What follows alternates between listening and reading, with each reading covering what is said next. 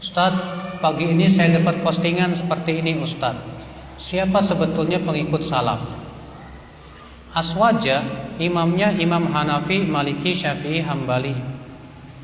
Sedangkan Wahabi, itu imamnya Ibnu Taimiyah, Muhammad bin Abdul Wahab, Abdullah bin Baz, Syekh Albani. Sedangkan Imam Hanafi 80 tahun Hijriah, Imam Malik 93 Hijriah, Imam Syafi'i 150. Jadi sebetulnya yang lebih dekat kepada Rasulullah siapa? Wahabi apa Aswaja? Kita katakan Imam Malik, Imam Syafi'i, imam kita semua. Orang-orang yang mengikuti sunnah Nabi SAW pasti akan mengakui bahwa mereka sebagai para ulama. Dan aneh kan kalau misalnya, oh enggak nih ulama milik kami aja, enak aja milik kalian. Ajib.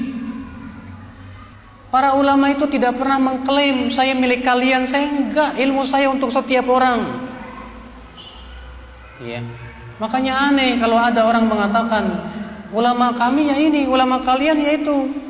Enggak, ulamamu ulama kami. Iya.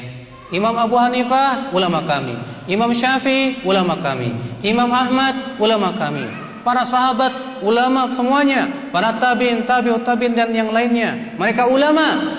Tapi perbedaan kita dan kalian adalah kalian mensucikan para ulama, sedangkan kami mengatakan ulama manusia yang bisa jadi diambil dan bisa ditolak. Semuanya dilihat kalau Al-Quran dan hadis sesuai kita ambil. Sementara kalian seakan-akan yang diucapkan ulama pasti benar.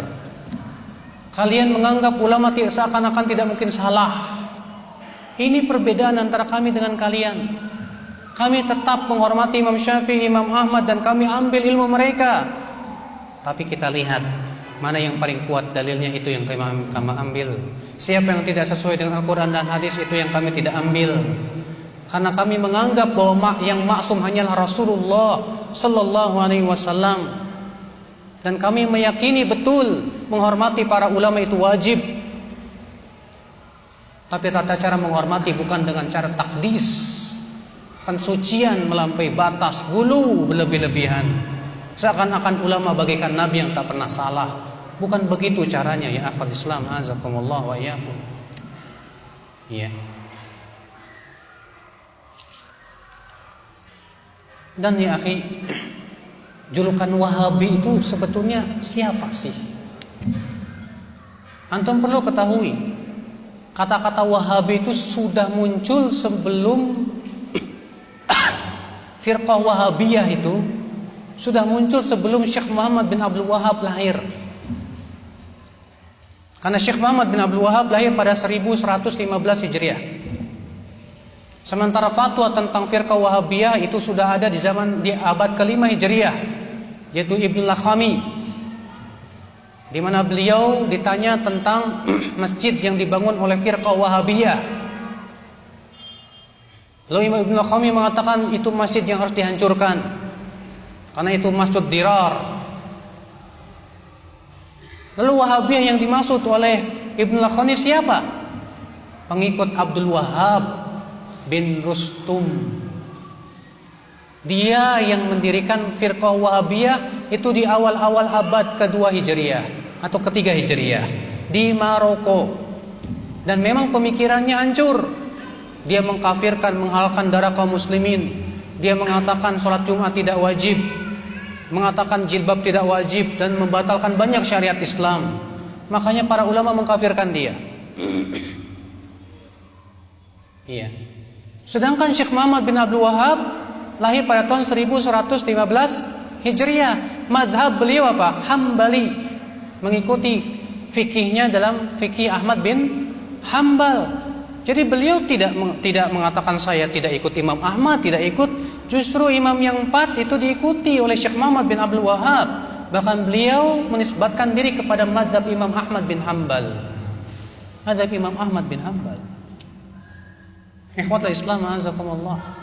Nah inilah Pak, di zaman sekarang ini serampangan orang menuduh Wahabi, awas Wahabi, awas Wahabi, awas Wahabi.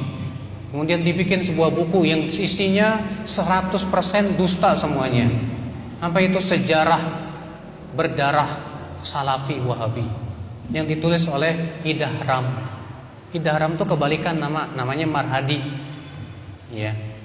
Dibalik jadi Idahram. Itu orang Tanjung Priuk, Pak, di sana. Iya. Itu buku isinya kedustaan semuanya isinya. Dusta 100%. Dan alhamdulillah sudah dibantah oleh banyak ustadz, di antaranya Ustadz Firanda, Ustadz Sufyan bin Khalid Rurai, demikian pula Ustadz Waskito. Ya, itu sudah dibantah buku tersebut. Tapi kemudian buku ini yang kemudian dijadikan patokan oleh mereka. Ini nih Salafi Wahabi bahaya. Padahal isinya memprovokasi, Pak. Memprovokasi isinya kedustaan semuanya. Sayangnya menjadi apa? Mangsa-mangsa empuknya adalah orang-orang awam yang tidak faham sama sekali. Iya. Ikhwatul Islam, azakumullah wa iyyakum.